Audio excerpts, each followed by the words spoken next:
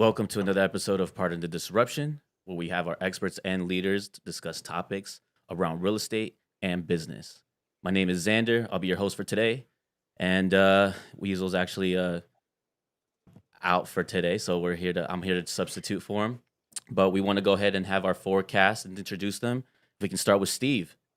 Yeah, Steve Trang. I got the podcast Real Estate Disruptors, watching it on this channel right now. Sales trainer, wholesaler, got apartments, bought a bank recently, and just love to really talk shop. And I got some of the best and brightest in the industry to talk shop with in this episode. CJ.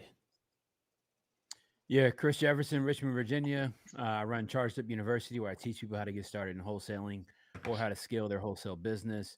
I got started out as a wholesaler 12 years ago. I've done everything from fix and flip, new construction, apartments.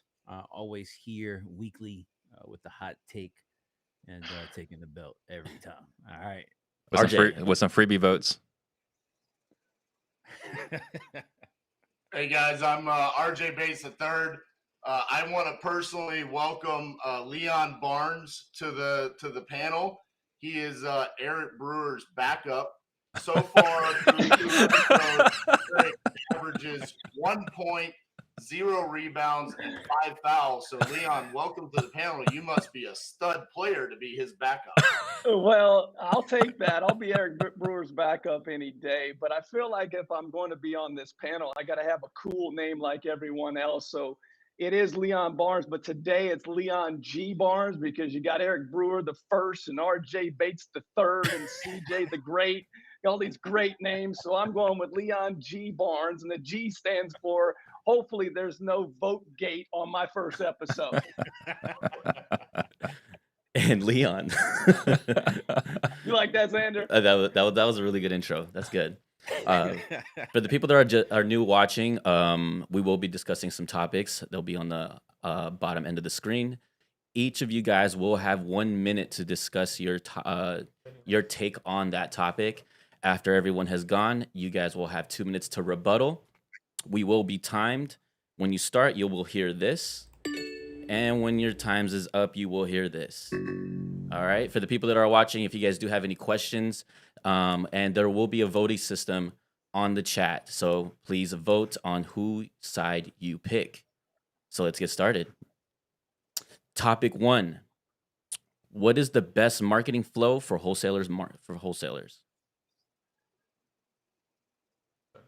Who's up first? Let's go with Leon.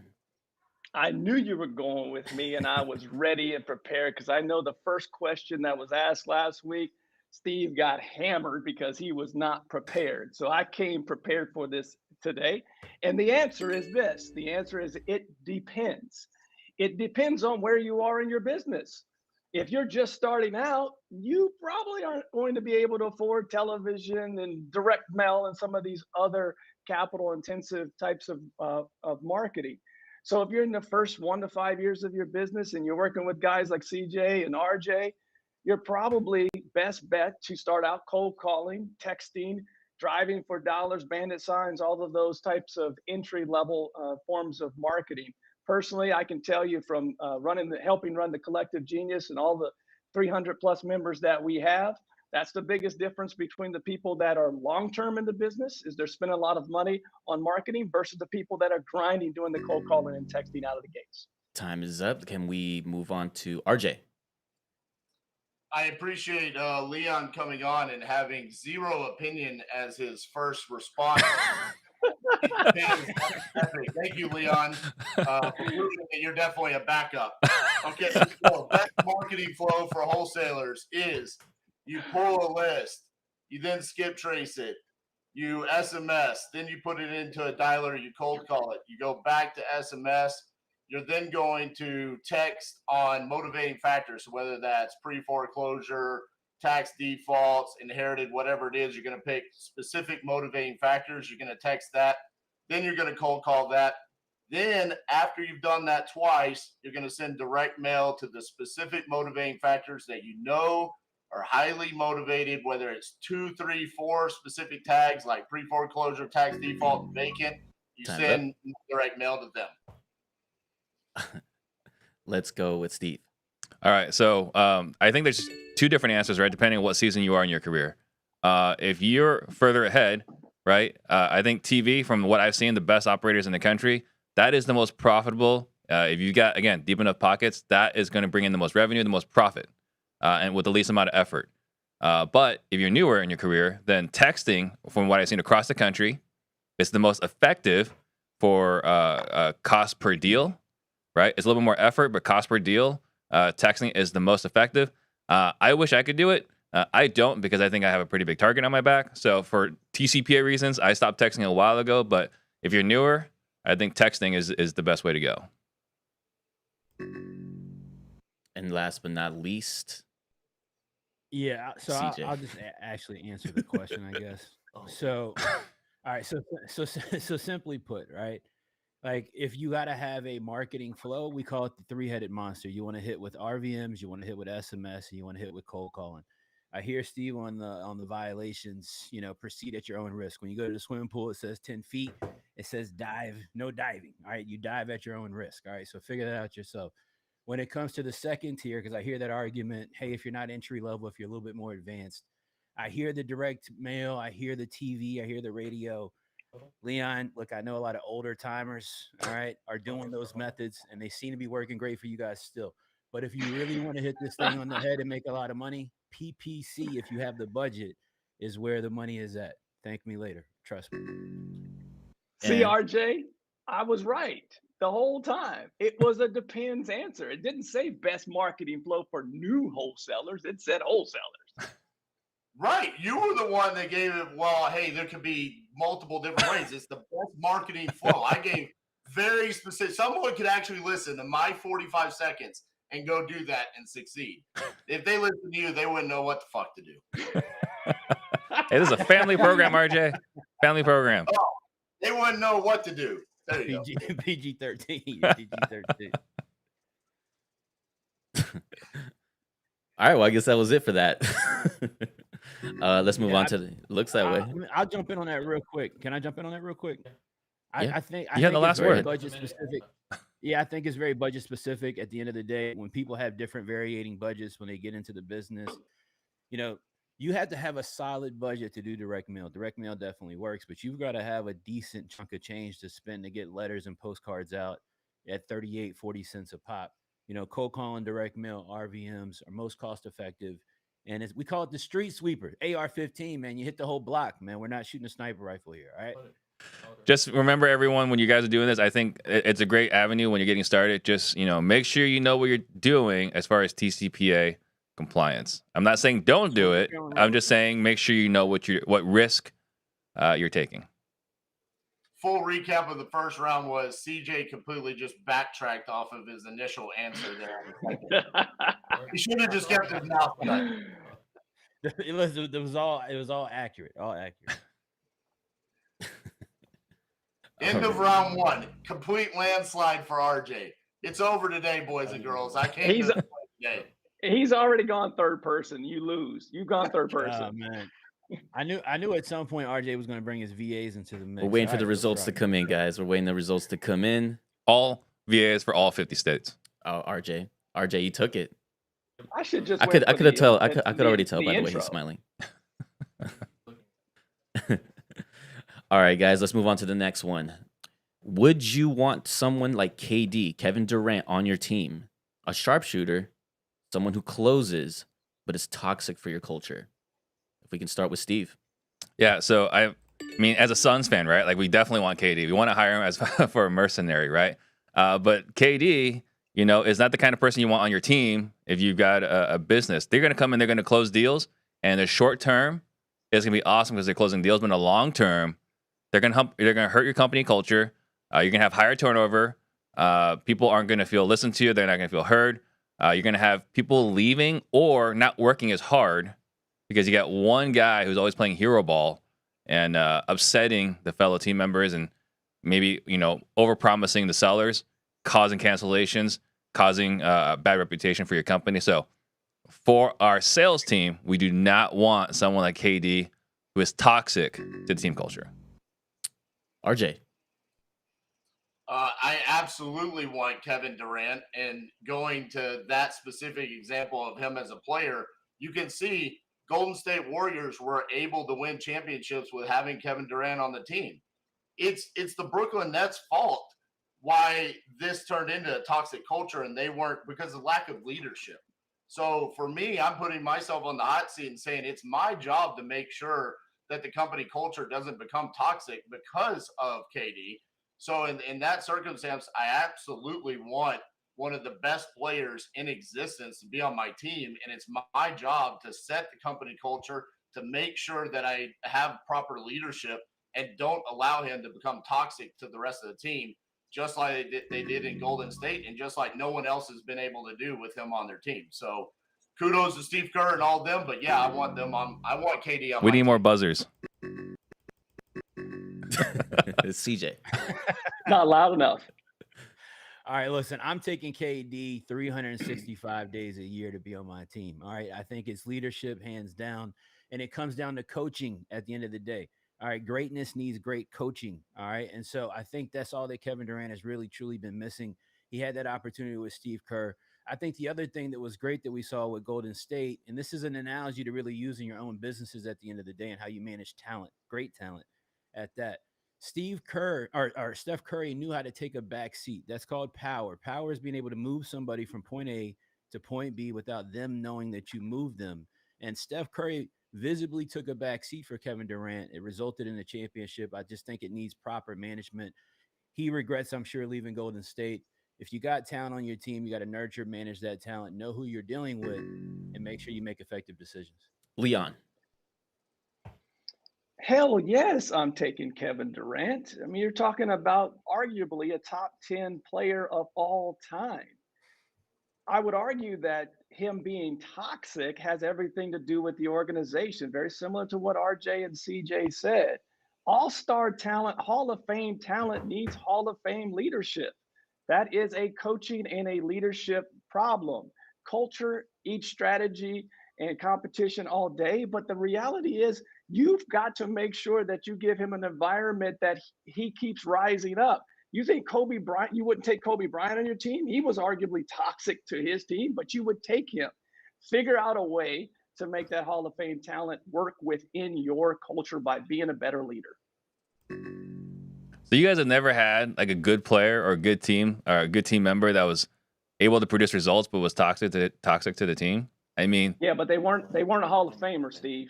Right. That guy's a Hall of Famer, a top 10 all-time talent. If you would have said someone else, a lesser player on there, we would have said no, you kick him out. Right. But you said KD. But we get players, right? We get team members that can close deals. We get team members that are good, right? We talk like Mavericks, right, on the profile, on the PI profile, and these guys are upsetting team members, right? They're not doing what needs to be done, right? As far as putting in notes, responding to the administrative team, not working with Dispo, not working with TC, right? They're divas. And if they're upsetting the team culture everywhere they've been, right? He couldn't play with James Harden and Russell Westbrook, right? He couldn't stay with Draymond Green because he was beefing with Draymond Green. He couldn't work again with James Harden and Kyrie in Brooklyn. Like at some point, the problem is the guy and not the teams. What was the problem, KD, or was it Kyrie? And the other thing is going back to the business analogy here. I think all of us are saying we want our opportunity to be able to lead that player, showcase our ability. Well, let's say you do it. So I guess the context here, right? If you're leading him and he still isn't working within the team structure, within the confines of the team, would you keep him? I don't think we've seen where he isn't working within a team structure, though. I think what we've seen is he's not happy with the work of the team that he chose himself around him, and that's why I say leadership. If he had proper leadership, well, so him, let's talk about coaching. In your sales organization, right? You got a guy that's closing 50% of his appointments, right? He's producing, but everyone in your company hates working with him, and you've had multiple meetings with him. Do you keep that guy? Yeah, I would keep that guy for sure, and I'd figure out a way to work with him. And how I would probably look at doing that is how can I increase what his take is? All right, because it's always going to come down to money at the end of the day. How can I figure out how to help increase his take, and how do I lead him better to whatever his back end goal is? Somebody that works at that type of level, somebody that puts in that type of work to be that good at what they do, to have a 50% close ratio, they are looking for something greater than base level. And you have to figure out how to help identify what that is and either partner with them in that opportunity if they're that good of a closer, right? Yeah. And then retain that talent, because if not, they leave Golden State, they end up in Brooklyn. Grass isn't always green on the other side. Now we're talking about a trade back. The key question is here that we haven't answered is, does he fit the core values? If Right. he or she hits the core values, you keep them. If they do not, you can find another producer. If they do not fit your core values, simple as that. Wow, guys, that was really interesting. Good takes. For the first time ever, we have a tie, and it was with Leon and RJ, correct? Yeah, Leon and RJ. Half a point. I'm in. I don't know if we can do zero. half On the points. board. That's I don't zero know, for Manny, everybody. can we do On the half board. points here? Half a point. I'm on the board, boys. That's zero for everybody. Let's We'll do a tiebreaker at the end. Leon is already better than Eric. All right, Eric's off. It's already been Sorry, replaced. E-money's gone. All right, moving on to the next topic. Do you prefer to hire with experience or with zero experience in real estate? Let's start with Leon. So RJ's going to kill me for the first word out of my mouth, which is it depends. Okay. If you're hiring a bookkeeper, you want someone with accounting experience, right? But if you're hiring for other positions that are not specialty positions, I would argue that you do not need experience. I started my real estate experience in real estate investing with zero experience. I spent 11 years in corporate America in a sales role at zero real estate experience. I've listened to the person I'm subbing for, Mr. Eric Brewer, talk about systems and processes. You can, with the right systems and processes, you can teach anyone how to do all the roles within this business. So unless it's a specialty position, I don't need experience. CJ. Yeah, I'm going no experience almost every single time. Like Leon said, unless it's a specialized position. I think being able to nurture somebody from the beginning when the information is completely fresh, they're not overly influenced by every Facebook group and YouTube video and every single thing else out there. And you can literally take somebody. All you need is just two things. You need energy and you need consistency. If somebody has those two values about themselves, you can turn them into a killer in this business easily. Steve. So for me, I want someone with no real estate experience, but I do want a track record of success outside of real estate. You know, in a perfect world, you killed it in sales and you want to get into real estate, or you've been a killer operator for another organization, but you want to get into real estate, right? So I'm looking for someone with a track record of success, but not in real estate. And I think the things that I really love seeing on a resume is debt collector. I mean, you've been hung up on and screamed at by everybody else. I love debt collector on the resume, and I love door-to-door sales, especially if you sold religion, right? Like if you told me you were a missionary at one point, we love to have you at our company, right? So for us, experience, track record of success outside of real estate. If you have experience in real estate, not really excited to have you in. RJ. Did you just say sell religion? Yes. I mean, what are you doing when you're overseas for 2 years? RJ. Okay, so Leon's automatically disqualified for this one, and I'm bringing that up because he appears to be my only competition today. Because he brought up accounting and whatnot. It says experience or zero experience in real estate. That's not accounting. So Leon's disqualified, okay? I want no experience whatsoever because we have systems and processes specifically to titanium, the way that we do it.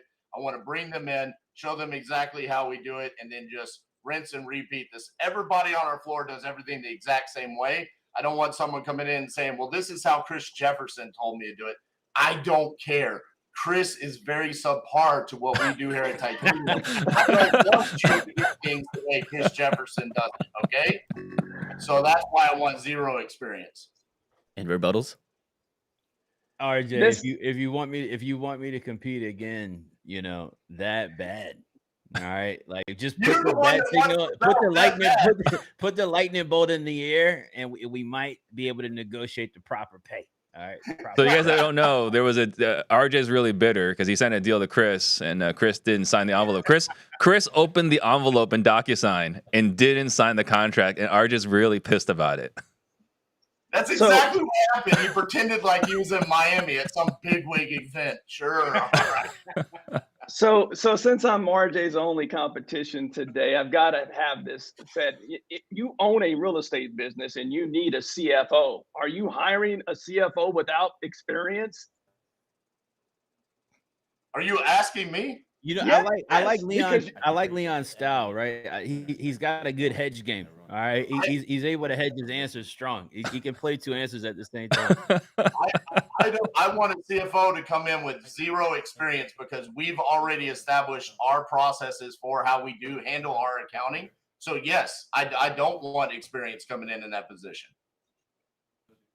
Bold I'm answer. blown away by that answer, but bold okay. answer. I mean, yes, blown away Yeah, by that's that a little answer. bold on the CFO. That's a bold on the CFO. I don't know about My zero. CFO is 1/3 of my partnership. So I mean, I'm not going to be hiring for that position anytime soon. But if we are, then we're probably going to replace them internally with someone we brought in with zero experience. Confidently wrong. I love it. Okay. I'm confidently in the lead by 20%. So the Yes. last say. Well, we can't you trust your are math, wrong obviously. and I'm right. I mean, by your last answer, we definitely can't trust your math. Keep going, VAs. You click those votes for RJ Gates the third, baby. Vote Gates on again. That was good, guys. The winner of that one was definitely RJ. Good job. What the heck is going on? RJ's got the bots Yeah. going on. I want Just my a half man point is what I today. want, Xander. I want my Yeah, half point I up might have there. to send my IT department to look into CJ, this. you've been winning for like 3 straight weeks. Like, you need to calm down. You need to chill out. Xander, I need you to change that scoreboard down there at the bottom so everyone knows the landslide that's happening right now. I have Manny get on it. Don't worry. I think about we're gonna have to start having people like register like their Instagram handle or their first and last name on their votes. You can't vote unless you actually register now with all this craziness going on over here. it. We got the scoreboard Steve Trang, added over here, Donald Leon. Trump of part of the disruption. What was that? I said you're the Donald Trump of pardon the disruption. Man. I'm gonna have an algorithm set in place to track where you guys are all voting from. Yes, absolutely. All right, guys, let's move on to the next topic. Is today's social media climate make industry professionals less effective in their actual industry? Let's start with RJ. I'm going to go with yes, it does make them more effective because I feel like that's going to be the controversial answer here. I think because there are people out there that do fake it till they make it on social media, it gets a bad rap. But I think because of our ability to put ourselves out there constantly and consistently, I feel like I personally have gotten better in my industry due to social media, putting myself out there and basically putting my back against the wall has made me better at closing, my marketing flow, almost everything in my business. I can say due to social media, I have gotten better over the course of time. So I think it does help benefit influencers in that in their own industry become better at it. I do.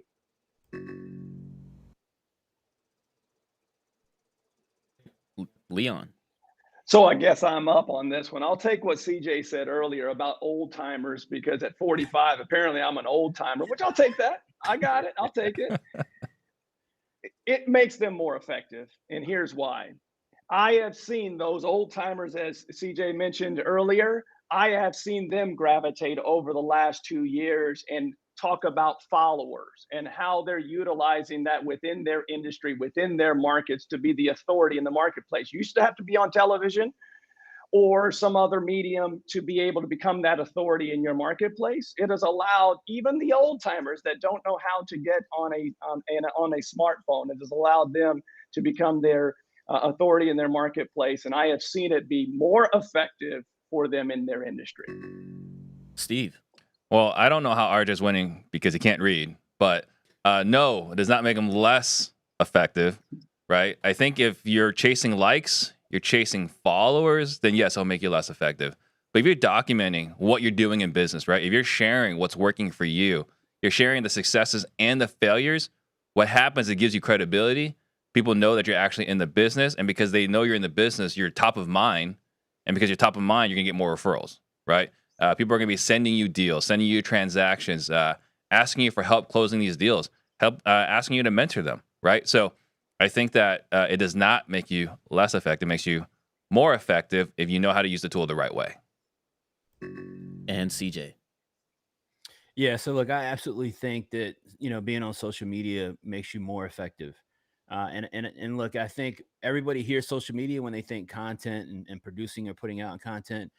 Everybody likes to think about instructional or educational content. But what we're really, I think, talking about as effective is just actionable content. Talking about the deals that you're doing, talking about when you're going to put out bandit signs, or like Leon, you're sending out putting out bandit signs and sending out mailers, or making phone calls, or just sending out text or whatever. Talk about the action you're taking within your business. You'll start to extend credibility to yourself. That's when you start to get noticed by lenders, buyers in your market. You expand your network, your opportunities. You should 110% be talking about what you are doing, not always necessarily trying to teach every time you get on a camera. What are you guys' thoughts? Yeah, so I'm glad everyone agreed with me. So that was awesome. I think the things you guys always have to be careful of is making sure you're not chasing the wrong things, right? You're not chasing the likes. You're not chasing the followers. I mean, you see people buying followers, right? You see people buying engagement. And all that does every time you do it is cause you to lose respect from your peers that you're trying to gain, right? You're trying to gain the respect in the industry. All it does is cause you to lose respect. So I think, don't chase the wrong thing, right? Be helpful, provide content that helps people, and it'll make you more valuable. Chase the wrong things, you'll be less valuable. Think about how much more effective Steve Trang is after the past 4 years of sitting there for 60 to 90 minutes a week, talking to the best industry professionals, and he adds no value whatsoever. Zero. Think about how much better he is now. I mean, honestly, he makes us fly all the way to Phoenix just to stare at him, where he adds zero value whatsoever. If I understand correctly, it helped you do more deals because you're on my show. So zero value is a pretty strong statement. Yeah, but I would argue and agree here with RJ that your podcast makes you look like an interesting conversation, frankly. I mean, It really has helped with you looking like an extrovert when you're truly an introvert. Thank you guys for the backhanded compliment. I appreciate that.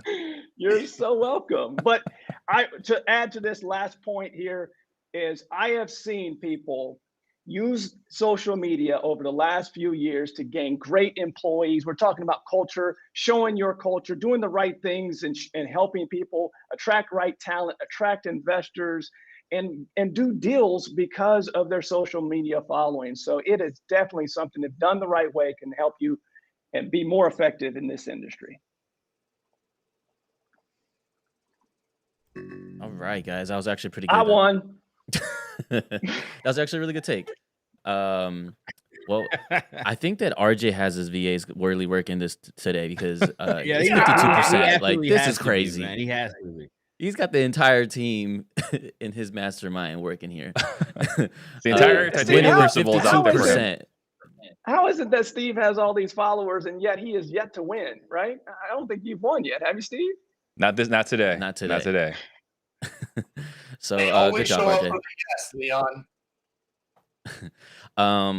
So for the next question, before we get to the next question, we will be picking a question that's in the chat. So if you are watching, if you want one of these guys to answer your guys' next question, definitely put it in the comments below. Last on our topic is if you do real estate anymore, if you cannot do real estate anymore, what's your new business? Let's start with Leon. So for me, this is a pretty simple one. I'm a real estate investor, but I'm also leader of a peer-to-peer group in the real estate industry. Like Steve, who helps a lot of people with acquisition, sales training, I would see myself with a business that help people onboard and retain talent. The biggest thing in this industry for real estate or any small business, having worked B2B for a very long time, is it's super hard for small business owners to hire, retain, and attract talented people, those Kevin Durants to come in to build to your culture. It's really hard for people to do that. For me personally, I look at where there's an opportunity for small businesses is hiring and helping them train and maintain talent. That's the business that I would go with based upon what I know with small businesses. CJ. Yeah, so this one's pretty easy for me. I'm 110% going to say internet marketing. I believe in digital real estate. I believe in the power of the internet. I've owned a couple of different digital businesses. There's not really anything else that I've been able to see that is really kind of equivalent when it comes to velocity of what you can build with an online brand, an online business, an online product like e-commerce or Amazon stores, whatever the case might be. So for me, I would 110% be down the rabbit hole of internet marketing.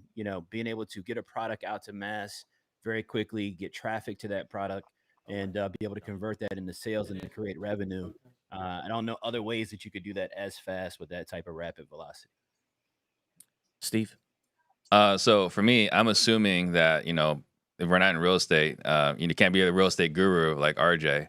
So what I would do is I would perhaps be a sales consultant, right? I mean, I would think that there are a lot of Fortune 500 companies that, sales is the lifeblood of their business. And I think that if real estate was not an opportunity, I would come in and help their salespeople get better at acquiring or selling products to customers.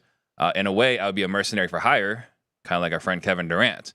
So I would just come here, help organizations get more efficient at sales, and that would be the business I would be pursuing. RJ? Well, since I am the #1 closer in the nation and I can't do real estate anymore, the only thing that I know better than real estate is sports. So I would go be a sports agent. That's something that I was extremely passionate about sports. I wanted to do something sports related growing up, either a coach or a sports agent. And I think I would take the skill set that I have now with negotiating contracts and just negotiations, period. And I would go chase my passion of sports and have fun, signing these, $100 million contracts for the top talent in the world. That sounds extremely fun and lucrative for me. So you'd be like a Stephen A. Smith that doesn't have any athletic ability and get involved in sports. How would RJ handle Kevin Durant if he were his client? I got to hear this. I would get him on one of those #1 seed teams that he wants to be. Well, actually, I'd probably convince him to come to Dallas just so he can play with Luka, so we can get a championship here in Dallas. Yeah, so no one else shoots other than those two guys. That's a great team. Absolutely, baby. I'm gonna start calling RJ McGuire. Yes. And, who's coming with him? Yeah, he's going to be the head of the league minimum contracts. He's going to be the expert agent for league minimum contracts. It'll be amazing. So basically me signing Leon to a contract for today. Very nice. Well played. I like how you brought that back to me. Am I winning again? I'm winning again. I basically just made up an answer on the spot. I still beat you guys. We're purposely giving people more time so that they can vote for someone else. Yeah, that tells you the fix is in. If you're just saying random things and you're winning, the fix is in. We're okay with that, I guess, at this point. People were tired of Chris Jefferson III. That's what I'm saying. You disrespected me last week. Well, there's no denying this one. It's also RJ at 58%. You got to be kidding me. I'm gonna have to assume that everyone here is just here for RJ. Everyone here is from the Titanium Crucible. I get it. We got to work on this. If I'm going to come back, which I know I'm going to be invited back at this point, we've got to work on this voting. Well, good for you, Leon. You have a really large network, so you better get them to get on to watch the show. Apparently. Let me check RJ's email list real quick. And check the email blast. Are we getting email blasted from RJ about going to vote for him? RJ's giving away money for them to vote for him. Y'all's performance today is almost as bad as Aaron Bevins in the 2021 closer. That's all I'm saying. The votes are changing. Aaron caught in the crossfire today, but caught in the crossfire. And we're gonna go ahead and end the voting poll, and let's see who wins. Really? Oh, no, do we need to go to the poll? It was Chris Jefferson for a moment, and then RJ pulled through with the last 10 votes. Unbelievable in 2.5 seconds. He clearly has a bot from China at this point. Wait, so let me just get this straight. So everybody wants to go now be a sports agent with the That's extremely right. long beard that signs league minimum contracts like RJ right. Bates the third. This is preposterous. So far, everything has actually been pretty good, guys. We Well, have this is one. we got a tie. This is a tie. 40%. Is it tied? 40%. I'll definitely confirm with my staff in the back. Is it? Yeah, it ended up being all right. Half point for both of y'all. Loving these half points. Your congratulations. Welcome to the club, Chris. I know, man. Finally on the board. All right, so this last question is actually pretty interesting. Should be good.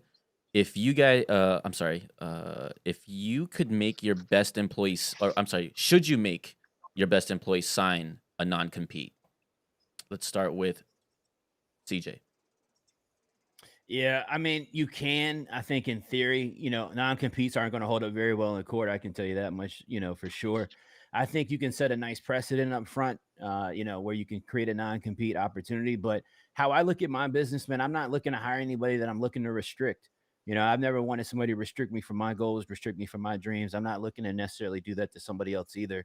When somebody comes to work for me, I'm trying to have a unique conversation with them to find out what they are really, truly looking to do. And I want to know how I can support them in that, in partnership, in the work, and help them kind of reach those goals. So I kind of probably have a different perspective on that. I'm not somebody that's like freaking out about somebody knowing exactly how I'm running my business or my strategies, because I teach it to everybody and I'm authentic about it all the time anyway. RJ. Absolutely not. I do not want to put any sort of restraint like that on anybody that works. Listen, our slogan here is create your own reality. Okay. Why would I be afraid that they're going to go out one day and want to create their own business? That's graduation day. That's what I want them to be able to go do. I want them to be able to go do what they need to do for their own legacy. And so I absolutely don't want to put any kind of constraint on that. I'm not afraid of them wanting to go work for one of our competitors, because our competitors are subpar. I've already explained that with Chris Jefferson, and you've seen that today. So why would I be afraid that they're going to go work for CJ? That's just not going to happen. So absolutely not. Steve. So for me, you guys heard me say I want to create 100 millionaires, and that starts actually with the people within our organization. So I want everyone in our organization to do well, to make a lot of money. And if they decide like, hey, you know what, I appreciate everything done for me, I'm ready to go off on my own, I wish them nothing but the best. I have never burned a boat. I've never burned a bridge, right? People go off to do bigger things. They want to chase their dreams. Like, I'm all for it, right? I'm not opposed to it. So yeah, for me, we do not make our employees sign non-competes, except for Weasel on a media team. He's not allowed to do media outside of Disruptors. But besides Weasel, everyone else is off free to go do their own thing. And Leon. I guess I'm going to be the a-hole of the group and be the only one that says that you not only should have your best employees sign a non-compete, you should have all your employees sign a non-compete. My guess is this question comes from the perspective of the newer investor, and you probably don't have your business at the level that RJ and Chris and Steve have developed their business to. I hear way too many. In fact, today I had a conversation with an investor that had 2 employees that left his business. And I would, as RJ and Chris stated earlier, it's more on him than it is on that employee. But I am also a big fan of non-competes because it sets the tone that we're going to train you. We're going to give you everything that you need to be successful. And this is the standard of our organization. My goal is to make sure that you make as much money and you are able to do all the things that you want to do. But we have established from the beginning that you're not going to leave this company and start your own company. Fellas, rebuttal? So I think for me, right, I look at our job as visionaries, as business owners, is to create a vision large enough that everyone can fit in it. Like I look at, there's not a lot of people out there that can, but you got Elon Musk wanting to go to Mars. Like whatever I'm trying to do, I can fit within him trying to go to Mars, right? So I think for us, our passion is, again, create a vision large enough that they can hit their goals while we're hitting our goals. And if they can't accomplish their goals within what we're trying to do, then this isn't going to be the place for them. Well, like CJ said, I'll remind everyone that I'm apparently very old, and I've always had to sign non-competes in corporate America and beyond. And I can tell you that you can, an employee within your system can reach all their goals and still understand that they cannot leave your company and go to work for competition, and everything still have great culture within your company. You can accomplish both. Sounds like if I got a job with Leon, I have to wear a suit every day. So that's not my jab.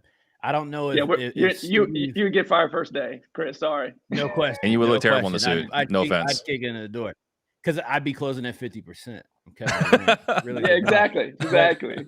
You know, when it comes to Steve, I'm not sure if that was like an info. Like, did we take a commercial break for hiring over there? Like, everybody that works there is going to be a millionaire. Yes. Like, I don't know. It's like, are you trying to get some of my students to come work for you or something? Like, what's going on? I'm trying to get RJ to work for me.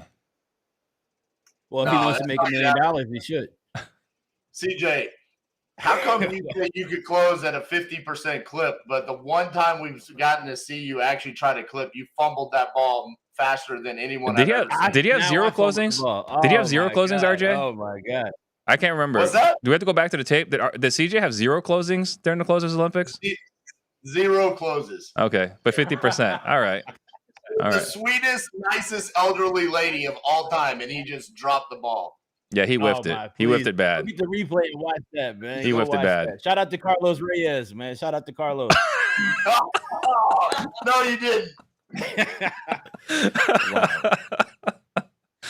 Oh, One last thing, Xander, before you cut us off. Leon's wrong. That's it.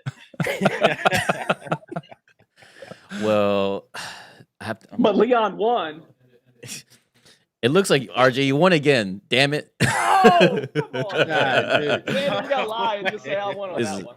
It's tied. It looks like it's still on. It's tied. What, CJ, It's what are tied. you doing? You got your VAs coming in here too? Nah. That's RJ's team. They're trading on him already, man. They're like, This what is is this guy, Chris? This is the episode of half points. Unbelievable. Real quick. Hey, Chin, go ahead and vote for CJ real quick. I was going to tell all my VAs to vote for you real quick, CJ, so you feel better. Yeah, I appreciate it. Well, it looks like we have concluded CJ and RJ did tie. Half points for both of y'all. Congratulations. All right, fair enough. That would be it for our episode of 4.5 points before. That's like a new record, right? I don't It's think that incredible. matters. It's absolutely incredible. I think it's totally irrelevant. We'll be sending you kudos on the email and probably hack all your VAs for the next episode, RJ. Just letting y'all know.